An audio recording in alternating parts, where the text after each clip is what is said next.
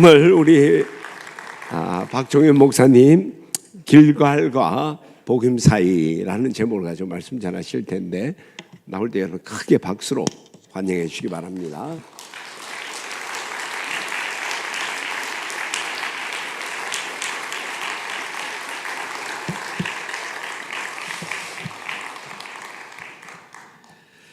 네, 할렐루야, 아멘.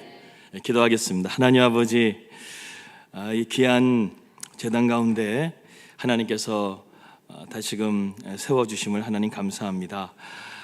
귀한 찬양과 또 귀한 말씀과 또 그리고 또 목사님의 귀한 또 섬김을 통해서 하나님 정말 사랑을 받고 또 이 자리에 서게 되었습니다.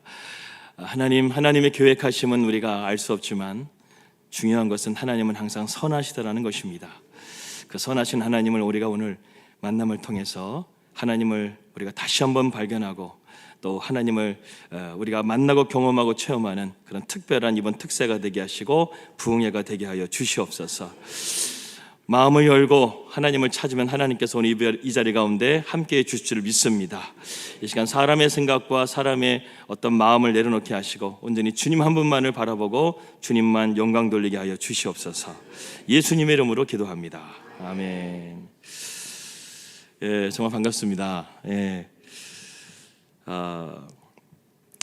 너무나 귀한 집회 가운데 초청해 주신 우리 진해 침례교회 또 성도님들과 또 강대열 목사님께 진심으로 감사를 드립니다. 참 이렇게 나라가 안팎으로 어려운 시대 가운데 이렇게 우리가 함께 모여서 기도하고 또 특별 새벽기도로 기도하는 것은 참 얼마나 감사한지 모르는 일입니다. 목사님께 소개해 주신 것처럼 저희는 강남중앙 침례교회 사역을 하다가 2019년도에 코로나가 터졌던 그 시기에 뉴질랜드로 선교를 갔다가 하나님 인도하신 가운데 한국으로 와서 충남 홍성에 있는 양문교회로 부임한 지 이제 갓 1년이 되었습니다. 이제 신혼을 한참 보내고 있습니다. 아직 교회는 신혼인데 우리 성도님들이 목사님 이렇게 저를 보내주셔서 이렇게 내려올 수가 있었습니다. 사실 저희가 뉴질랜드에서 하나님이 갑자기 드라이브를 트셔서 한국에 와서 저희가 진해를 거의 한 2년 동안 한 번도 오지를 못했습니다. 그런데 이렇게 귀한 자리에 초청해 주셔서 처가 식구들도 뵙고 정말 좋은 것 같습니다. 더군다나 공식적으로 내려오게 되니까 더욱더 마음이 편하고 또 그리고 여러분들 만날 수 있어서 너무 이렇게 감사한 마음이 듭니다. 아무튼 오늘 저녁과 내일 새벽 2시간 동안 저에게 주어진 시간을 통해서 하나님 한 분만을 높이고 성령의 임재가 역사가 나타나는 그런 시간이 되기를 축복합니다. 제가 여기 내려와가지고요, 무엇보다 여러분들에게 은혜를 끼치는 것이 아니라 제가 은혜 받았습니다. 우리 강대열 목사님 참 저희 침례교회의 큰 또 어른이시고 또 아까 우리가 목사님과 함께 교제하고 말씀을 나누는 가운데서 한 말씀 한 말씀이 참 저에게 뼈가 되는 말씀들 또 그리고 귀한 교훈이 되는 말씀들을 해주셨습니다. 그래서 저희 교회도 앞으로 제자 양육을 해야 되겠다 이런 마음도 다시 한번 주시고 또 그리고 우리 교회가 양문교회가 더욱더 하나님 은혜 가운데서 바르게 세워져야 되겠다는 그러한 꿈도 가지게 되었습니다. 여러분 진해 침례교회는 은혜가 있습니다. 할렐루야. 제가 여러분들 얼굴 보니까 요즘에 마사지가 유행하잖아요. 여러분들은 성령 마사지를 많이 받으셔서 얼굴이 정말 이렇게 밝으신 것 같습니다. 할렐루야. 여러분들 옆에 있는 분에게 이렇게 인사했으면 좋겠습니다. 당신의 얼굴이 빛나십니다. 이렇게 인사했으면 좋겠습니다. 마사지를 너무 많이 받으신 분들 많이 계시네요. 오늘 말씀 길갈과 복음 사이라는 말씀의 제목으로 하나님 말씀 증거하도록 하겠습니다. 드라마나 스포츠를 우리가 쓰는 용어 중에 반전이라는 말을 우리가 자주 씁니다. 이와 같이 반전이라는 것은 우리의 삶에 언제나 발견되는 것을 또한 보게 됩니다. 2012년도에 제임스 보웬이라는 한 노숙자가 있었습니다. 그런 그가 인생 역전에 성공할 수 있었던 하나의 어떤 반전은 한 고양이 때문이었다고 합니다. 노숙을 하다가 우연히 상처 입은 고양이 밥을 만나게 되는데 저자는 고양이를 치료하면서 투명인 같았던 자신의 삶에 새로운 희망을 찾게 되고 살아갈 이유를 찾게 됩니다. 이 고양이 밥에 대한 책임감으로 마약과 술을 끊고 또 노숙자였던 공용 아파트에 들어가 길거리에 공연하면서 더욱더 인생 가운데 소망을 가지며 살게 되었죠. 이러한 그의 스토리가 책으로 나오게 되면서 그래서 베스트셀러가 되어가지고 해리포터의 저자였던 롤링 그 저자를 제치고 더 타임즈 베스트셀러 1위를 차지하게 되는 그런 반전의 역사가 일어났던 것을 보게 됩니다. 2016년에는 더 내 어깨 위에 고양이 밥이라는 또 영화의 제목으로 영화가 나오기도 했었습니다. 알다시피 여러분, 이처럼 상황이라는 것은 항상 반전이 있다는 것이죠. 절대적이지 않습니다. 우리의 삶 가운데 좋았다가도 나빠지기도 하고 또 나빠지다가도 좋아지는 것이 바로 인생이라는 것입니다. 참으로 지혜로운 사람은 그래서 사람을 따라다니거나 상황을 따라다니는 사람이 아닙니다. 지혜로운 사람은 하나님을 따라가는 인생이요, 그것이 바로 지혜로운 인생인 것입니다. 우리가 하나님에게 인생의 주도권을 내어드리고 따라 살게 되면 하나님은 언제나 상황을 뒤집어서 반전과 축복을 이루신다는 것이죠. 대부분 성경의 스토리들이 대부분 그러한 이야기들을 다루고 있습니다. 홍해 사건을 한번 살펴볼까요? 홍해 사건을 보게 되면 앞에는 홍해가 있고 뒤에는 애굽의 군대가 쳐들어오고 있습니다. 출애굽기 14장 3절 말씀 보게 되면 바로가 가만히 보니까 저들은 도관에 든 쥐라고 이렇게 말을 하면서 저들은 끝장났다 이렇게 생각을 했었습니다.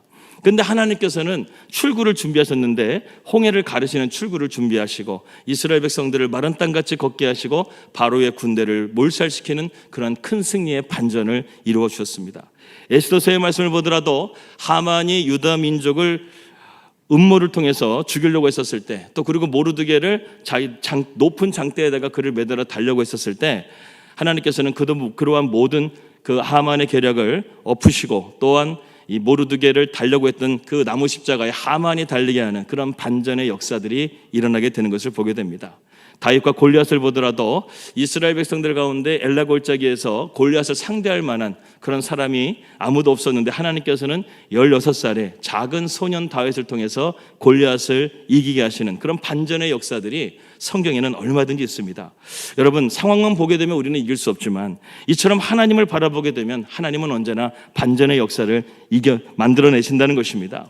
여러분, 어려울 때일수록 여러분 우리가 그렇기 때문에 하나님을 더욱더 붙잡고 기도할 수 있는 저와 여러분들이 되시기를 주님의 이름으로 축복합니다.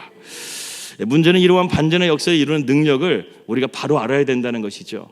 결론부터 말씀드린다고 한다면 이런 반전의 역사는 바로 우리의 믿음의 능력을 통해서 나타나는 것입니다. 이런 면에서 바른 믿음은 우리에게 불행을 거부하게 만듭니다. 바른 믿음은 문제를 돌파하는 힘이 있습니다. 믿음을 통해서 하나님의 모든 축복이 우리 가운데 임하게 되는 것입니다. 이와 같이 우리 인생의 승패를 결정하는 것은 환경이 아닙니다. 내가 가진 능력이나 나의 재량이 아니라 내 안에 어떤 믿음을 가지는 것이 우리의 인생의 승패를 결정짓는 것입니다. 아무리 환경이 악해도 하나님을 향해 바른 믿음을 가지면 환경을 뒤집을 수가 있고, 아무리 환경이 좋아도 하나님을 떠나서 세상으로 나간다고 한다면 여러분, 우리 인생은 불행과 아픔을 벗어날 수가 없는 것입니다. 그러므로 우리가 항상 점검해야 하는 것은 우리의 믿음을 점검해야 됩니다. 내 믿음이 지금 하나님을 향하고 있는가? 그렇다고 한다면 우리의 환경을 축복으로 바꾸고 하나님이 원하시는 그러한 바른 삶을 살아가게 되는 것입니다. 우리가 정말 바른 믿음을 가질 수만 있다고 한다면 하나님은 우리의 삶을 축복으로 바꾸고 하나님이 원하시는 삶으로 살게 되는 것입니다. 오늘 본문을 보게 되면 이스라엘 역사상 가장 의미 있는 한 장소가 소개되고 있습니다. 1절 말씀을 한번 다 같이 한번 읽겠습니다. 1절입니다. 시작. 여호와의 사자가 길갈에서부터 보김으로 올라와 말하되 내가 너희를 애굽에서 올라오게 하여 내가 너희의 조상들에게 맹세한 땅으로 들어가게 하였으며 또 내가 이르기를 내가 너희와 함께 한 언약을 영원히 어기지 아니하리니. 여기 보게 되면 길갈에서 보김이라고 되어져 있는데 일반적으로 여러분 보김은 지리적으로는 베델과 같은 동일 지역으로 해석이 되고 있습니다. 야곱이 형 에서를 피해가지고 밧단아람으로 하란으로 가게 되었을 때 그때 돌베개를 베고 꿈을 꾸었는데 야곱의 사닥다리가 오르락내리락 했던 그곳이 바로 베델이요. 그리고 오늘 말씀과 같이 이스라엘 백성들이 하나님 말씀 가운데 범죄해서 그 땅 가운데서 보김이라고 이름 지었던 것이 바로 베델, 이 베델 동일 지역으로 우리가 볼 수가 있습니다. 여러분, 베델이라는 것은 어떤 곳이었습니까? 하나님의 영광과 하나님의 은혜가 있었던 장소였습니다. 아브라함이 이 베델에서 예배를 드렸던 장소였고, 야곱이 돌베개를 통해서 인생의 절망 가운데 있었을 때 하나님을 만나서 소망을 가지고 인생을 다시 한번 일어설 수 있었던 곳이 바로 베델이고, 그리고 이스라엘 백성들이 다시금 하나님께로 돌아와서 하나님을 찬양하고 예배했던 그 장소가 바로 베델이었습니다. 그런데 왜 오늘 복임이 되었을까? 여러분, 베델은 하나님의 집이라는 뜻을 가지고 있는데 이 복임이라는 뜻은 우는 자들, 즉 통곡의 장소라는 그러한 의미를 가지고 있습니다. 왜 이와 같이 찬란하고 영광스러운 장소가 하루아침에 이 통곡의 장소가 되었을까? 우리가 오늘 그 말씀을 함께 살펴보면서 우리의 삶 가운데 중요한 하나님께 주시는 믿음의 메시지를 함께 나누고자 합니다. 1절 말씀 보게 되면, 우리가 다시 한번 보게 되면, 하나님께서 길갈에서 복임으로 올라와 말하되 내가 너희를 애굽에서 올라오게 하여 맹세한 땅으로 들어가게 하였으며 언약을 영원히 어기지 아니했다. 즉 이것이 무엇입니까? 하나님께서 이스라엘 백성들을 건두셔서 너희들로 하여금 내가 언약의 백성으로 택하여 주셨다라는 언약의 은혜를 하나님께서 말씀하고 있는 것입니다. 그런데 2절과 3절 말씀 보게 되면 이스라엘 백성들이 하나님의 언약을 배신하고 결국에는 다른 신들을 섬기고 우상을 섬기고 그들의 하나님의 목소리를 청정하지 않게 됨을 통해서 하나님께서 그것을 무엇으로 만드셨는가? 통곡의 장소로 만들었다는 것입니다. 4절과 5절 말씀 한번 다 같이 한번 읽겠습니다. 4절과 5절입니다. 시작. 여호와의 사자가 이스라엘 모든 자손에게 이 말씀을 이르매 백성의 소리를 높여 온지라. 그러므로 그것을 이름하여 복임이라 하고 그들이 거기서 여호와께 제사를 드렸더라. 저는 오늘 말씀이 우리에게 중요한 교훈이 있다고 생각합니다. 우리의 인생에 어디에 방향을 두는가에 따라서 하나님의 영광의 장소가 될 수도 있고 눈물의 장소가 될 수 있다는 것입니다. 오늘날 많은 사람들을 보게 되면 베델이 아니라 복임의 삶을 사는 사람들이 참 많습니다. 인생에 많은 슬픈 일들이 있어요. 불행한 일들이 있어요. 가정 가운데도 어려운 일들이 있고 자녀의 문제도 내 뜻대로 되지 않고 매일같이 눈물이 마를 날이 없는 삶을 살아가는 복임의 삶을 살아가는 사람들이 있습니다. 그러나 하나님은 그러한 삶을 살기를 우리에게 원하시는 것이 아니죠. 예레미야 말씀을 통해서도 내가 너희를 향한 나의 생각은 내가 하나니 재앙이 아니라 평안이요 너희 장래에 희망을 주려는 것이 하나님의 마음이고 하나님의 생각인데, 우리는 왜 이러한 삶을 살아가는 것은 절대로 하나님의 뜻이 아닙니다. 그렇다고 한다면 복임에서 베델로 우리가 변화되기 위해서 우리가 오늘 말씀을 통해서 영적인 원리를 통해서 우리의 삶이 이제는 복임에서 베델로 바뀌어야 되는 그런 원리를 함께 생각해 보려고 합니다. 첫 번째로 무엇이냐면, 우리가 복임에서 베델이 되려면 하나님의 말씀으로 채워져야 한다는 것입니다. 한번 따라해 볼까요? 하나님의 말씀으로 채워져야 된다. 예, 하나님의 말씀에 귀를 기울이고 우리가 순종하게 될 때 복임에서 베델로 우리가 바뀌게 되는 것이죠. 그들이 복임이 된 근본적인 원인은 2절에 나와져 있습니다. 2절 말씀 한번 다 같이 한번 읽겠습니다. 시작.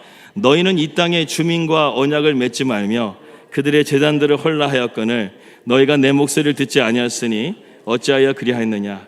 참 제가 경상도 와서 정말 감사한 게 뭐냐면 이 반응이 빠르다는 것입니다. 충청도는 좀 약간 한 속도 좀 느리거든요. 그런데 우리 경상도 우리 진해는 정말 이렇게 반응이 참 빠른 것 같습니다. 할렐루야. 예, 은혜가 충만합니다. 할렐루야. 예, 예. 내 목소리를 듣지 아니했다 이렇게 말씀하고 있습니다. 분명히 출애굽하여 가나안 땅으로 들이실 때 그 땅의 주민과 언약을 맺지 말고 우상을 섬기지 말라 했는데 그것을 지키지 않았다는 거예요. 오늘날에도 여러분 믿으면서도 우리가 이런 분들이 있습니다. 말씀 따로 신앙 따로 이렇게 따로 국밥들을 좋아하시는 분들이 계십니다. 하나님의 백성으로서 우리가 말씀에 순종하지 않으면 어떻게 될까요? 하나님과 나와 아무 상관이 없다고 그랬습니다. 너희가 내 계명을 지키지 아니하면 나와 아무 상관이 없다고 주님은 말씀했습니다. 그렇기 때문에 여러분, 우리가 하나님의 말씀의 길을 따라 순종하고 귀를 기울이고 내 마음을 드린다고 한다면 축복의 삶이 우리 가운데 열려지는 것이요, 그렇지 않게 되게 되면 오늘 말씀과 같이 우리의 삶이 통곡의 삶이 된다는 것입니다. 그럼 우리 인생은 누구의 말을 청종하고 사는가가 참 중요합니다. 여러분들은 누구의 말을 청종하고 사십니까? 하나님의 말씀을 청종하고 사시는 저와 여러분들이 되시기를 주님의 이름으로 축복합니다. 이사야서 55장 2절 말씀은 이렇게 되어져 있습니다. 이사야서 55장 22절 말씀 같이 읽겠습니다. 시작. 너희가 어찌하여 양식이 아닌 것을 위하여 은을 달아주며 배부르지 못할 것을 위하여 수고하느냐. 내게 듣고 들을지어다. 그리하면 너희가 좋은 것을 먹을 것이며 너희 자신들이 기름진 것으로 즐거움을 얻으리라. 내게 듣고 듣고 또한 듣게 되면은요, 반복으로 2번 반복적으로 나오죠. 그러니까 하나님의 말씀을 우리가 듣게 되면 우리가 좋은 것을 먹을 것이며, 할렐루야, 기름진 것으로 즐거움을 얻게 될 줄을 믿습니다. 하나님의 말씀의 계획, 하나님 말씀은 이러한 축복이 우리 가운데 들어있다는 것이죠. 여러분, 창세기 26장 말씀 보게 되면 이삭이 이 가나안 땅에 머물고 있었는데 가뭄이 찾아오게 됩니다. 흉년이라는 보통 이것은 무엇입니까? 모든 것이 마른 상태를 말하는 것이죠. 내 인생에 말라가는 그런 상태가 있습니다. 그런데요, 이삭이 어떻게 하냐면 자기 아버지 아브라함처럼 점점 갈수록 남방으로 내려가기 시작하는 거예요. 이제 조금만 더 가면 또다시 자기 아버지처럼 애굽으로 갈 그런 찰나에 있었습니다. 그런데 하나님이 브레이크를 거세요. 너 내려가지 마라. 내 말을 듣고 네가 여기서 멈춰서서 이 가나안 땅에 머물러 있으면 내가 너를 축복해 줄게. 근데 이삭이 그것을 믿음으로 받아요. 그래서 애굽으로 내려가지 않고 그 그랄 지역이라는 곳에서 이 이삭이 머물러 있습니다. 그리고요, 하나님께서 복을 주시겠다는 말씀을 듣고 가뭄인데도 불구하고요, 씨앗을 뿌리기 시작하는 거예요. 시편 말씀과 같이 눈물로 씨를 뿌리는 기쁨으로 그 단을 거둔다는 그 말씀과 같이 가뭄인데도 불구하고, 보통 가뭄일 때는 우리가 그것을 잘 아껴뒀다가 가뭄이 끝날 때쯤에 파종하지 않습니까? 근데 이삭은요, 흉년인데도 불구하고 하나님 말씀 붙잡고 파종하기 시작하는 거예요. 그랬더니 창세기 26장 12절에서 14절 말씀에 하나님께서 말씀대로 이렇게 축복해 주십니다. 한번 다 같이 한번 읽겠습니다. 시작. 이삭이 그 땅에서 농사하여 그 해에 100배나 얻었고 여호와께서 복을 주심으로 그 사람이 창대하여 왕성하여 마침내 거부가 되어 양과 소가 떼를 이루고 종이 힘이 많았다. 여러분, 지금 이삭이 풍년일 때, 상황이 좋을 때 파종한 게 아니었어요. 그런데 흉년일 때 파종했는데 하나님께서 어떻게 했어요? 다른 사람들은 아마 파종했었는데 열매를 못 얻었지만 하나님께서는 이삭에게 축복해 주셔서 100배나 얻었다는 거예요. 할렐루야. 여러분들 말씀에 순종하게 되면 하나님이 100배의 축복을 줄 줄 믿습니다. 창대하게 되고 왕성하게 되고, 성경에 좋은 말씀은 다 있어요. 심지어는 세상 사람들이 나중에 보게 되면은 그 그랄적 있는 사람들이 이 이삭을 시기할 정도로, 여러분, 우리 믿는 자들이 이런 것들을 좀 보여야 되지 않겠습니까? 하나님 말씀 가운데 정정당당하게 승부하고 하나님이 복을 주셔가지고 세상 사람들이 사는 방법이 아니라 하나님의 방법을 통해서 우리가 세상 가운데 하나님의 풍요를 보여줄 수 있는 그러한 여러분들이 되시기를 주님의 이름으로 축복합니다. 사실 이것은 여러분 결코 쉬운 일이 아니죠. 흉년인데 파종을 한다는 것은 밑빠진 독에 물 붓기와 똑같은 것입니다. 아무런 열매를 기도할 수 없다는 것이죠. 그런데 약속의 말씀대로 의지하여 파종을 했더니 이삭이 100배의 결과를 얻게 되었다는 것입니다. 여러분, 이번 특세 기간을 통해서, 이번 부흥회를 통해서 여러분들의 믿음이 이렇게 세워질 수 있기를 바랍니다. 세상 사람들은 안 된다고 한다 할지라도요, 믿음은 거기서 포기하면 안 되는 거예요. 믿음은 불행을 받아들이는 게 아니에요. 믿음은 전진하고 앞으로 돌파해 나가는 것이 바로 믿음인 것입니다. 여러분들에게 그런 용맹한 용기와 믿음이 함께하기를 주님의 이름으로 기도합니다. 여러분, 록펠러에 대한 여러 가지 일화가 있는데, 록펠러가 젊은 시절에 그는 큰 꿈을 안고 당시에 서부 개척 시대에 금강을 캐기 위해서 친구에게 금강을, 자기 전 재산을 사가지고 금강을 사가지고 이 땅을 파기 시작했습니다. 인부들을 통해 땅을 파기 시작했는데 친구에게 사기를 맞았어요. 거기는 금강이 없었던 것이었어요. 그렇게 해가지고 임금을 주지 못하고 부도가 나게 돼가지고 이제 파산 직전이 되게 되니까 이 록펠러가 절망을 해가지고 내가 이제 내일 그 탄광해가지고 마지막 땅을 파가지고 안 나오게 되면 내가 그날 죽겠다, 자살하겠다. 그래서 결심을 하고 짐을 싸가지고 그 금강에 가가지고요, 하루 종일 땅을 팠어요. 나왔을까요? 안 나왔을까요? 네, 안 나왔습니다. 안 나왔습니다. 다 팠는데 안 나왔어요. 근데 그날 밤에 이제 다음날 죽으려고 준비하고 있는데 그날 밤에 하나님이 이 록펠러를 만나주시는 거예요. 그러면서 록펠러에게 뭐라고 말했냐면, 조금만 더 팔아. 조금만 더 팔아. 그러면 열매를 맺을 것이다. 하나님이 이 록펠러에게 그렇게 음성을 들으셨어요. 그렇게 다음날 일어나가지고 록펠러가 하나님 말씀 의지하여 그 말씀을 믿고 다시 파기 시작했습니다. 그런데 1m 정도를 딱 파는 순간에 갑자기 무슨 검은 물이 올라오기 시작하는 거예요. 그 검은 물이 뭐였냐면 바로 요즘에 금보다도 귀한 석유가, 원유가 거기서 발견이 된 것이었습니다. 그렇게 해가지고 이 록펠러는 33살에 부자가 되고 40살에 미국에서 가장 큰 부자가 되고 그리고 50세에는 세계 최고의 부자가 될 수 있었습니다. 여러분, 이처럼 우리의 삶 가운데요, 하나님의 말씀을 듣고 순종하게 되면 이러한 기적과 반전의 역사는 얼마든지 일어날 수 있다는 것이죠. 여러분, 우리가 기도를 하게 될 때 하나님께서 우리에게 응답을 반드시 해줍니다. 다니엘서 말씀 보게 되면요, 다니엘이 하나님 앞에 기도했는데요, 그 보게 되면은 그 나중에 그 가브리엘 천사가 와가지고 다니엘에게 뭐라고 말하냐면, 네가 기도했었을 때 기도했던 첫날에 하나님이 응답해 주셨는데 바사국 즉 사탄의 세력들이, 악의 세력들이 막고 있어가지고 그거 오는데 며칠간 21일 걸렸다는 거예요. 그 다니엘 기도가 21일이라고 하지 않습니까? 하나님이 우리 기도하게 되면 응답은 하나님 바로 이루어 주셔요. 그런데 그것을 방해하는 세력들이 있다는 거예요. 그것을 뚫을 수 있는 방법은 오로지 믿음의 기도밖에 없다는 것입니다. 하나님께서 반드시 응답해 주실 것을 믿고 더 파시길 바랍니다. 더 기도하시길 바랍니다. 그럼 하나님은 우리 가운데 응답해 주신다는 것이죠. 우리가 살고 있는 이 시대는 여러분 진리를 거스르는 시대이기 때문에 바울은 디모데후서 3장의 말씀 보게 되면 악한 사람들과 속이는 자들이 되지 말고 배우고 확신하는 일에 너희가 서라 그랬습니다. 세상적인 것 따라갈 필요 없다라는 거예요. 너희가 배우고 확신한 일에 서게 되게 되면 하나님께서 반드시 너희의 삶을 책임져 주시고 너희의 삶을 인도해 가신다는 것입니다. 그래서 여러분, 우리가 하나님의 말씀을 바르게 따르고 순종하는 것은 과연 무엇일까요? 미국 사람들에게 이런 쪼크가 있다고 합니다.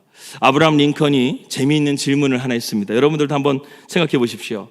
만약에 개의 꼬리를 다리라고 부른다고 한다면 개의 다리는 몇 개이겠습니까? 어려운 질문인가요?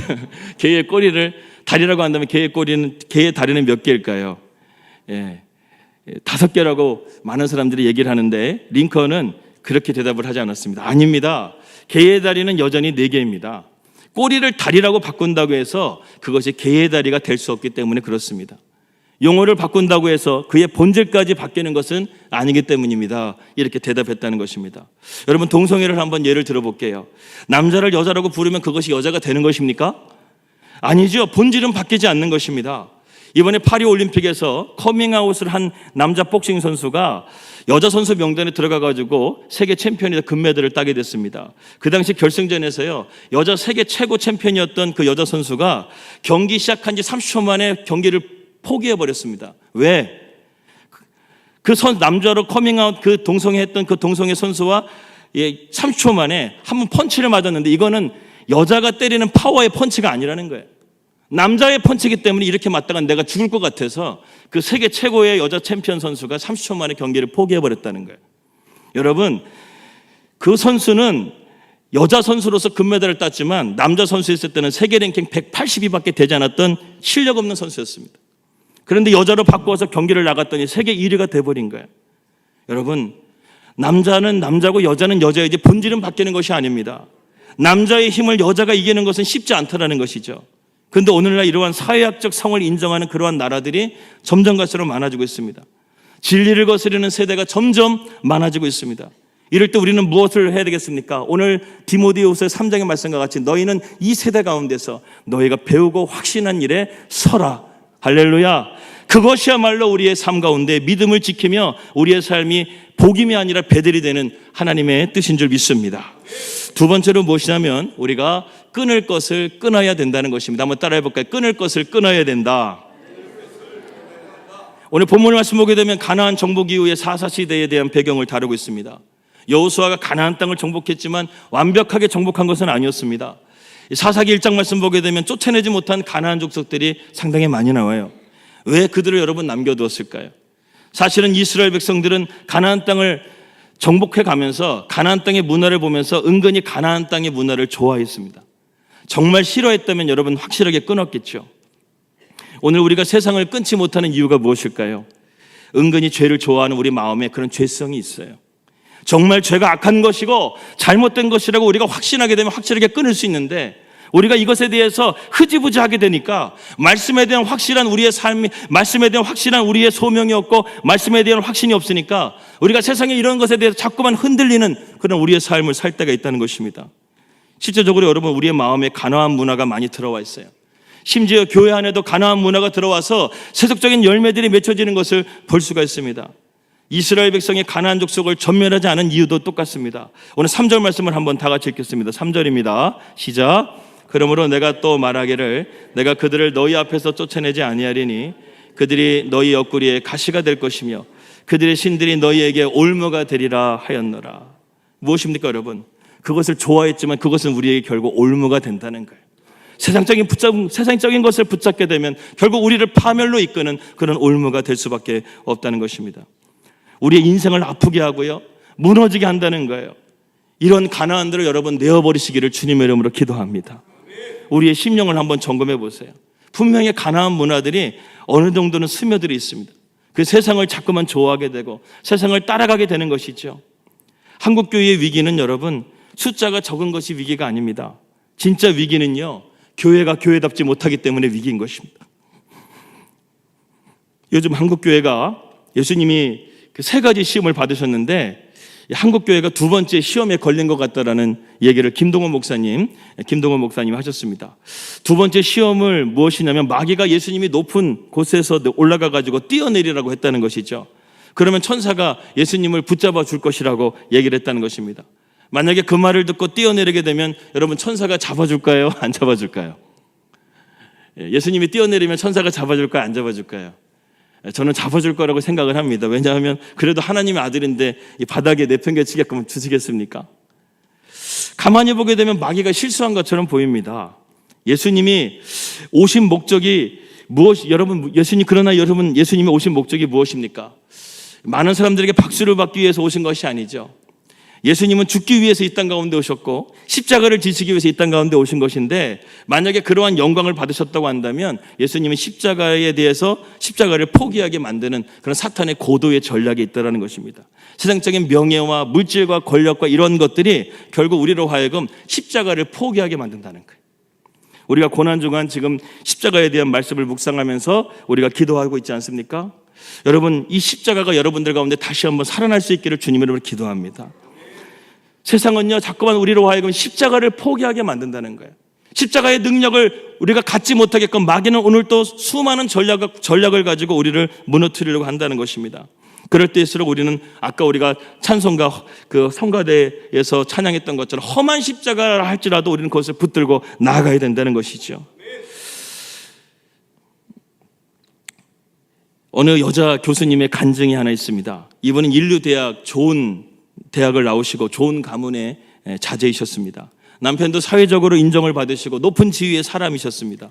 부족한 것이 전혀 없었어요. 그런데 어느 날 이런 생각이 들었다고 합니다. 어릴 때부터 내가 교회를 다녔지만 이제는 내가 이렇게 가지고 있고 내 삶 가운데 전혀 문제가 없는데 교회에 나갈 필요가 없지 않을까, 이런 생각이 자기 마음 가운데 들기 시작하라는 거예요. 마음만 먹으면 내가 돈 주고 얼마든지 뭘 살 수가 있고, 또 그리고 마음만 먹게 되면 내가 어디든지 갈 수 있는데 이제는 하나님이 필요 없어도 내가 살 수 있지 않을까, 이런 마음이 사탄이 교묘하게 주더라는 것입니다. 그런데 어느 날 자기에게 하나밖에 없는 그 딸이 시름시름 앓기 시작하는 거예요. 그래서 최고의 병원에서 진료를 받고 치료를 받았지만 딸은 점점 갈수록 몸이 마르고 생명의 빛이 꺼져가고 있었습니다. 그때 이분이 깨달았습니다. 아, 인생이라는 것은 내 마음대로 되지 않는 것도 있구나. 그동안 내 힘과 돈으로 모든 것을 할 수 있다고 생각을 했는데 나의 딸, 내 아이마저 살릴 수 없는 인생이 과연 무슨 소용이 있단 말인가, 이런 생각을 들고 그때부터 다시금 하나님 앞에 엎드려 금식하며 피를 토하는 기도를 시작했다고 합니다. 하나님, 나의 교만을 용서해 주십시오.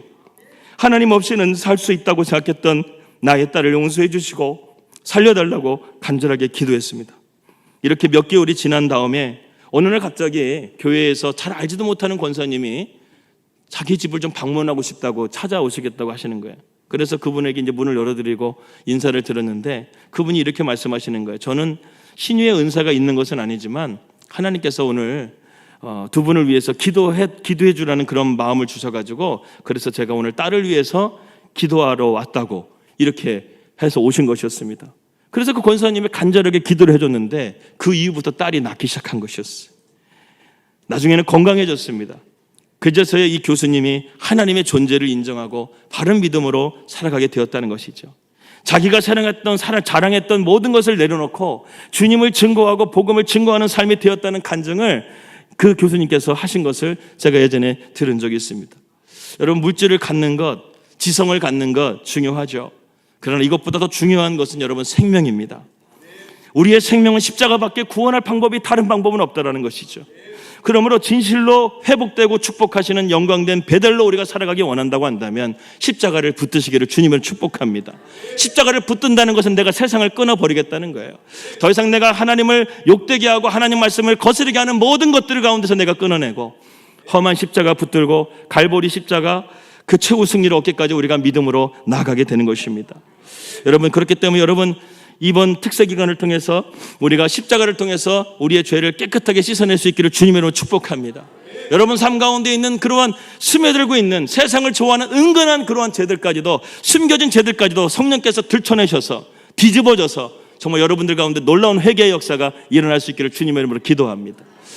작년 2월 8일에 미국 켄터키에서 에즈버리의 대부흥 영적 성령의 놀라운 부흥의 역사들이 일어났었습니다. 한 달 동안에 예배가 멈추지 않았어요. 많은 사람들이 이 예배당에 와가지고 24시간 예배를 드리면서 막 전 세계에 오순절에 성령이 임했다 이렇게 말하면서 수많은 사람들이 전 세계에서 모여가지고 거기서 예배를 참석했습니다. 그런데 한 달 만에 그 불은 꺼져버렸어요. 왜 그 불이 꺼졌을까요? 1800년도에 1700년도에 조나단 에드워즈가 일으켰던 그 당시의 기도 운동을 통해서는 영적 대각성이 일어나게 됐는데, 왜 켄터키에 있는 에즈버리에 그런 성령의 강력한 역사가 일어났는데 왜 미국이 그런 마약과 중독과 그리고 여러분 정욕적인 그런 것들 가운데 회개할 것들이 너무나 많은데 왜 회개의 운동으로 그리고 영적 대각성으로 이어지지 못했을까요? 회개가 없었기 때문에 그래요. 성령의 현상만을, 감정적인 현상만을 중요하게 되고, 정말로 성령이 나타나게 됐을 때 오순절에서 어떤 일이 났습니까? 베드로의 그 복음의 선포를 통해서 그들이 가슴을 치면서 내가 십자가를 못 박으신 예수님 때문에 어떻게 할 거 참여하며 회개했던 그 회개의 현장을 통해서 초대교회가 세워진 거 아니겠습니까? 부흥의 역사가 일어나지 않았습니까? 여러분, 진정한 부흥은요, 성령의 임재는요, 우리로 하여금 참된 그런 죄를 끊어내는 회개로부터 시작되는 거예요. 그 회개가 있어야지만 우리 진해침례교회는 더욱더 하나님 은혜 가운데 쓰임받고, 여러분 앞으로 더욱더 제가 오늘 2년 만에 진해를 와게 됐는데 천지개벽을 했더라고요. 석동 터널이 뚫렸더라고요. 안민 터널이 뚫렸더라고요. 뭐 도로도 막 새로 뚫리고 또 아파트가 곧 옆에 엄청나게 양쪽에 세워지게 되고, 여러분 준비하셔야 돼요. 할렐루야. 그릇을 준비하세요. 시편 81편의 말씀과 같이 내 입을 크게 열려 내가 채울 것이라. 여러분, 진해침례교회는 우리가 이 정도에서 만족하지 마시고 하나님의 놀라우신 큰 비전을 바라보시면 나가시기를 주님 축복합니다. 여러분, 이 시대에 하나님 진해침례교회를 쓰실 거예요. 진해뿐만 아니라 이 진해 주변에 있는 주변 그 지역까지, 부산까지 품을 수 있는 여러분들이 되시기를 주님 축복합니다.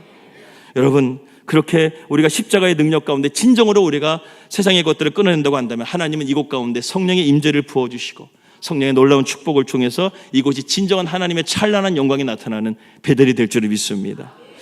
마지막 세 번째는 무엇이냐면 하나님의 임재의 자리로 나아가라는 것입니다. 여러분, 오늘 5절 말씀 한번 다 같이 읽겠습니다. 4절과 5절 말씀 같이 읽겠습니다. 시작. 모든 자손에게 이 말씀이 이름에 백성의 소리를 높여 운지라. 여기까지 읽겠습니다. 하나님께서 지금 이스라엘 백성들에게 내가 너희와 이제 함께하지 않겠다. 내가 너희들을 이제 끊어버리겠다. 너희들 네 마음대로 살아라. 그렇게 말씀하시자 이스라엘 백성들이 여호와 앞에서 울었다고 그랬어요. 그게 바로 복임입니다. 그런데요, 5절 말씀 한번 읽겠습니다. 시작. 그러므로 그곳을 이름하여 복임이라 하고 그들이 거기서 여호와께 제사를 드렸더라. 여러분, 복임까지는 좋습니다. 그런데 우리가 정말 여기서 중요하게 봐야 될 것은 뭐냐면 그들이 통곡했지만 그래도 그 회개하고 하나님께 제사를 드렸다라는 거예요. 이게 중요합니다. 하나님의 임재를 그들은 포기하지 않았다는 거예요. 비록 우리가 이렇게 하나님 앞에 잘못하고 눈물 가운데 있지만 하나님은 우리를 버리지 않으실 거라는 믿음을 가지고 그들이 그 통곡 가운데서도 하나님 앞에 예배했다는 거예요. 그러니까 여러분, 우리가 슬픔 가운데 있고 절망 가운데 있다 할지라도 예배의 자리를 포기하지 마세요. 기도의 자리를 포기하지 마세요. 왜냐하면 하나님은 우리를 절대로 버리지 않으십니다. 우리가 돌아오기만 하면 하나님께서는 다시금 우리로 하여금 새로운 축복과 회복으로 인도해 가신다는 것입니다. 그래서 히브리서 여러분 4장 14절에서 16절 말씀 보게 되면 이렇게 되어져 있습니다. 함께 읽겠습니다. 시작. 그러므로 우리에게 큰 대제사장이 계시니 승천하신 이 곧 하나님의 아들 예수시라. 우리가 믿는 도리를 굳게 잡을지어다. 우리에게 있는 대제사장은 우리의 연약함을 동정하지 못하실 리가 아니요 모든 것을 우리와 똑같이 시험을 받으신 이로되 죄는 없으시니라. 그러므로 우리는 긍휼하심을 받고 때를 따라 돕는 은혜를 얻기 위하여 은혜의 보좌 앞에 담대히 나아갈 것이니라. 아멘. 여러분, 여기에 보게 되면 은혜의 보좌 앞이 나오게 됩니다.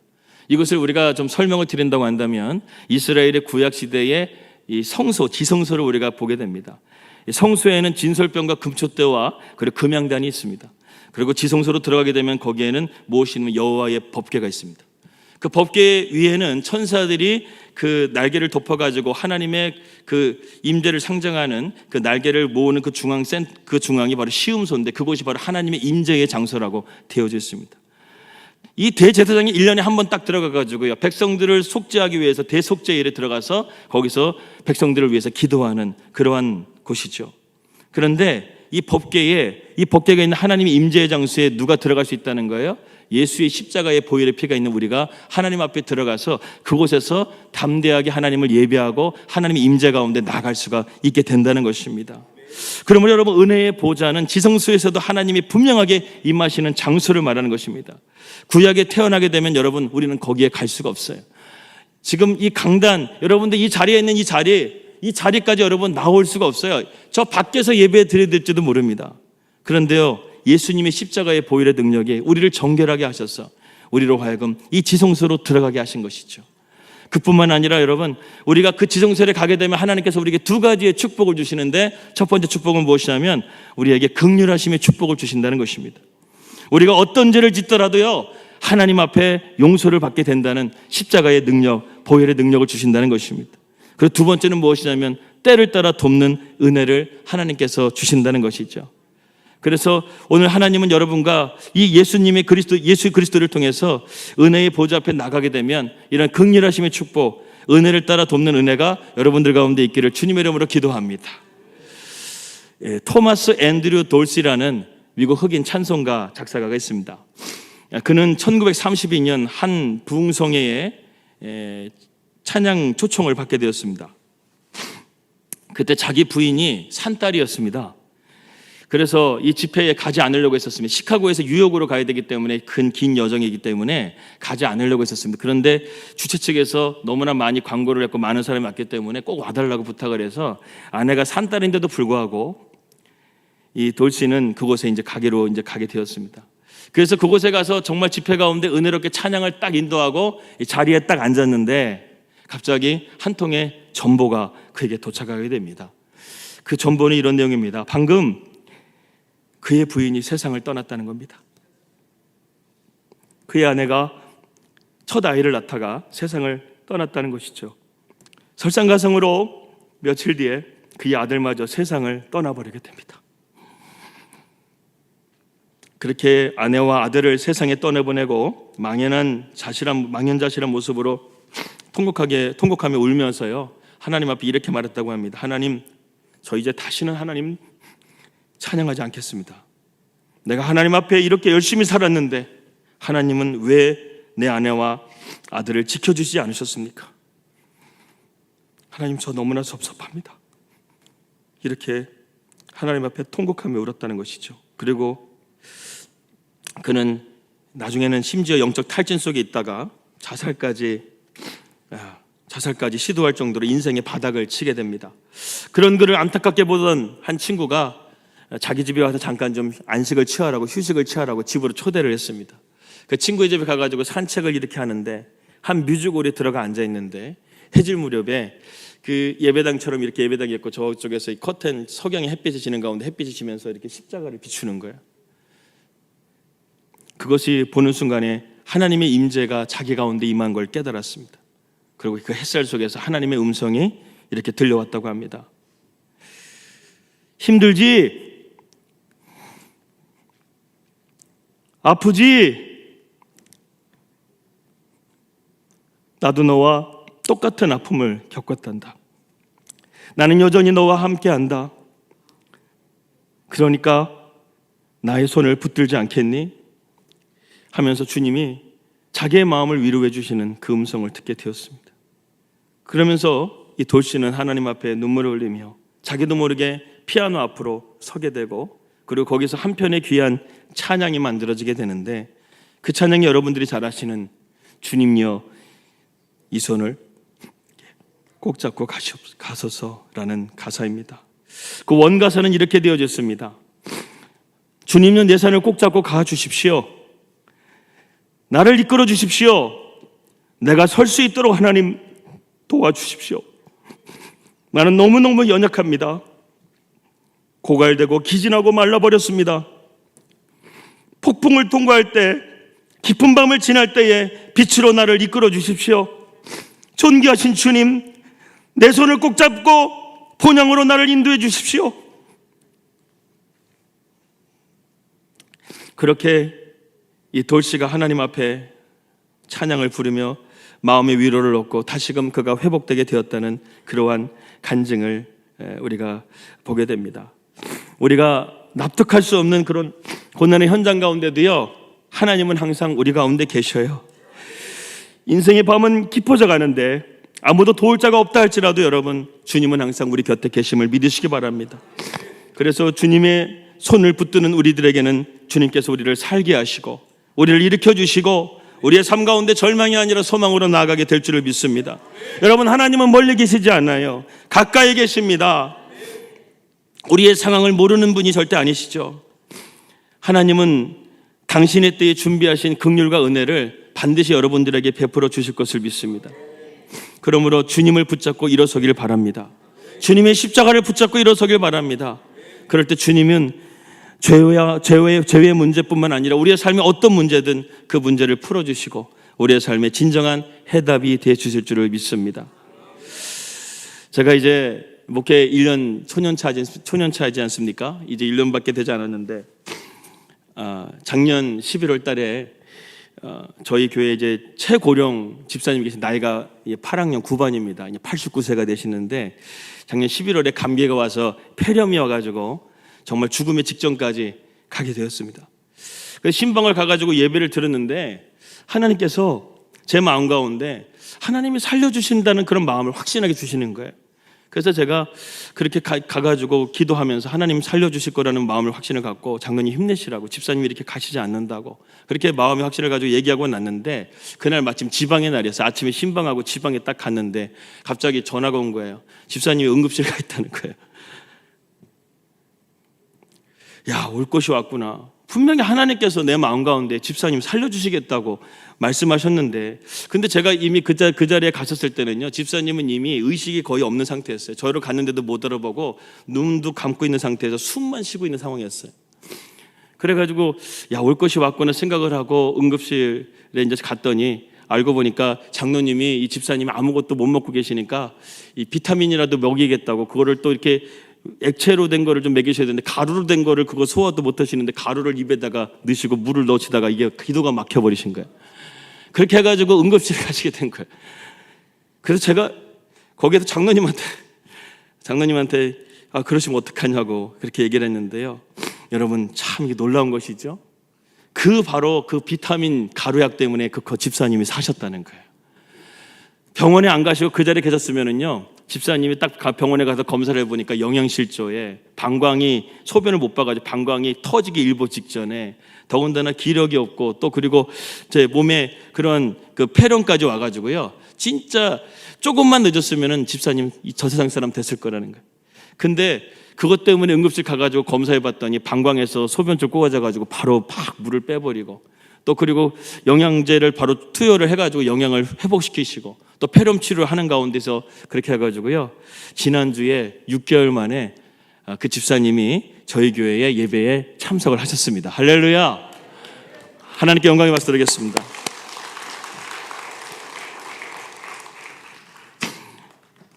참 놀라운 일들이 많았는데요, 그분이 의식을 거의 2달 동안 잃었는데 어느 날 갑자기 그 중환자실에서 이렇게 했는데 그 집사님이 계속 뭐를 이렇게 중얼중얼 거리더라는 거예요. 그래서 가만히 했더니 좀 이상하다 생각해가지고 다른 간호사 얘기했더니 그 중환자실의 간호사 중에 한 분이 믿으시는 분이 계셨어요.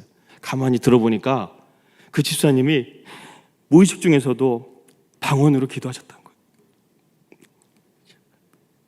야, 여러분, 우리가 성령이 우리 가운데 임하시게 되면요, 여러분, 우리 가운데 의식이 없는 상황 가운데서도 여러분 이렇게 우리가 방언으로 기도하게 된다는 것입니다. 그래서 방언으로 계속 기도하시면서 그 2달 동안에 마귀와 싸운 거예요. 사망의 권세가 마귀와의 권세 싸우셔가지고 2달 만에 의식이 회복하시고, 근데 2달을 딱 지난 다음에 이 근력이 다 빠져버리니까 걷지를 못하시는 거예요. 그래서 한 3개월 정도를 교회를 못 나오셨는데, 내가 그래도 교회에 나가야지 하는 그런 마음을 가지고 열심히 또 걷는 연습을 하셔가지고, 그래서 6개월 만에 2다리를 걸어가지고, 물론 짚고 왔지만 2다리를 걸어가지고 주일날 예배에 참석을 하셨다는 것입니다. 하나님께서 내가 이 여정 살려줄 거라는 그 분명한 말씀을 제가 들었는데, 처음에는 의심이 들었지만, 하나님께서 주시는 것은 바로 이런 것이구나, 이러한 감동을 하나님 주시는구나. 여러분, 목회 초년차에 갑자기 제가 살아나실 거라고 얘기했는데 다음날 응급실가 돌아가시면 그게 어떻게 되겠습니까? 얼마나 피를 말리는가요? 제가 날마다 기도하고 눈물로 기도하고 그런 가운데 있었는데, 하나님은 이 부족한 종의 기도를 들으셔서 그 집사님을 다시금 살려주시고, 그래서 제가 지난주 금요일 너무 감사해가지고, 홍성은 이제 벚꽃이 피기 시작해요. 여기 와보니까 다 졌더라고요.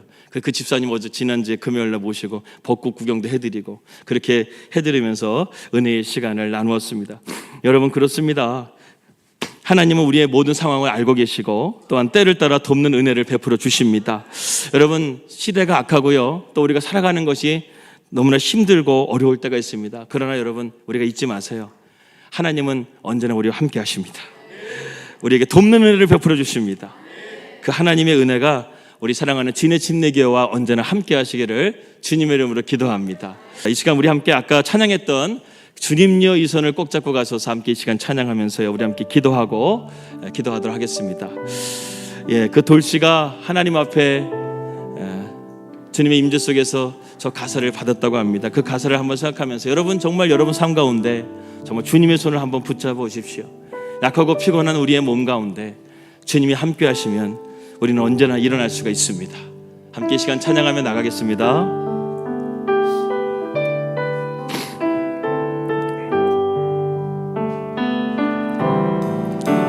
주님여 이 손을 꼭 잡고 가소서.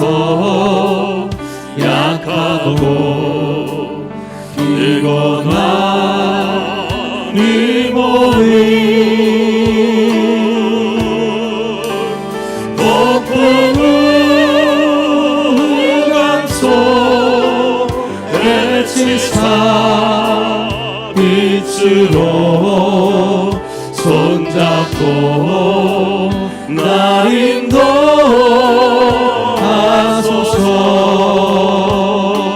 인생이 힘들고 고난이 겹칠 때 주님여 날 도와 주소서. 외치는 이 소리 귀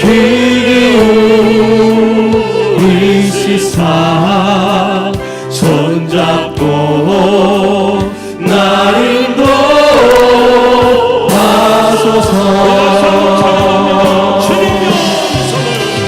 주님여 이 손을 꼭 잡고 가소서. 약하고 피곤한 이 몸을 폭풍을 감속해 치사 빛으로 손잡고 날 인도하소서.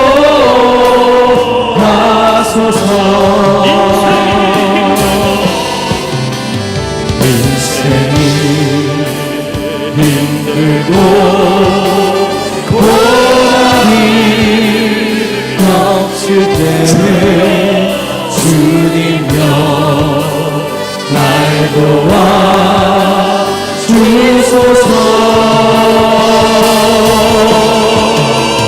외치는 이 소리 귀 위기 우리 시사 손잡고 날 인도하소서. 복음은 흑암속 대치사 빛으로 손잡고 날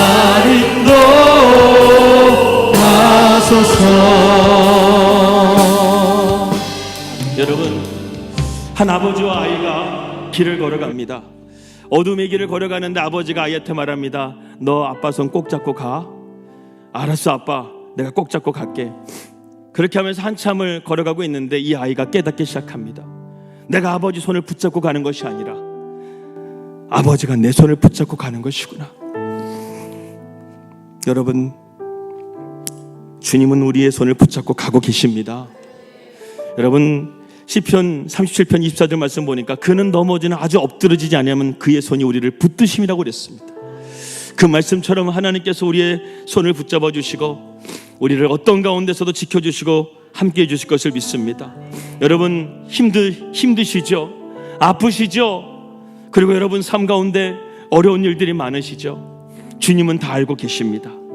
그래서 그가 사모하는 영혼에게 만족을 주실 것입니다. 주린 영혼에게 좋은 것을 채워주실 것입니다. 나를 사랑하는 자들이 나의 사랑을 입으며 나를 간절히 찾는 자가 나를 만날 것이라 했습니다. 하나님, 목마른 사슴이 시냇물을 찾기에 사슴이 갈급한 같이 내 영혼이 주님을 찾기에 갈급합니다. 하나님, 나를 만나 주시옵소서. 하나님, 나의 손을 붙잡아 주시옵소서. 십자가의 능력과 부활의 생명을 나에게 부어 주시옵소서. 이 시간 가운데 우리 그러한 주님의 손을 간절하게 붙잡는 마음으로 주님 앞에 간절히 기도하며 나가도록 하겠습니다. 주여, 세 번 부르짖고 기도하겠습니다. 주여, 우리 정말 주님 손 꼭 붙잡고 가게 하여 주시옵소서. 때를 따라 돕는 은혜를 우리에게 허락하여 주시옵소서. 하나님, 인생이 어렵고 힘들다 할지라도 주님 손 꼭 붙잡고 가게 되면 우리는 반드시 우리의 삶이 통곡의 자리가 아니라 베델과 같이 찬란한 영광의 자리로 가 있게 될 줄 믿습니다. 하나님은 우리를 향한 삶은 재앙이 아니라 평안이고 우리 장래에 향한 소망이라고 하였사오니 하나님, 우리 지내침내의 모든 성도들의 삶 가운데 이런 하나님의 평안이 있게 하여 주옵소서. 하나님의 소망이 있게 하여 주옵소서. 십자가의 능력이 있게 하여 주옵소서. 그래서 우리의 삶이 눈물의 삶이 아니라 기쁨과 감사의 삶이 넘치게 하여 주시고 우리의 삶 가운데 풍요와 번영의 삶이 이루어질 수 있도록 인도하여 주시옵소서. 우리 지내침내교회 그런 하나님의 비전이 있습니다. 이 진해라는 이 지역 가운데 하나님께서 이 교회를 세우신 소명이 있습니다. 그 소명을 이루어갈 수 있도록 함께해 주시고 우리 강대열 목사님, 하나님께서 늘 영육의 강건하심으로 붙들어 주셔서 우리 귀한 양들을 잘 인도하기에 부족함이 없도록 하느님 함께해 주시고 우리 성도들이 목사님과 하나가 되어져서 더욱더 멀리 보고 더욱더 높이 보고 더욱더 넓게 볼 수 있는 하나님의 눈을 갖게 하여 주시옵소서. 우리 지내침내교회 찬란한 하나님의 영광과 같은 베델이 되게 하여 주시옵소서. 이 모든 말씀 살아계신 우리 주 예수님의 이름으로 기도합니다. 아멘.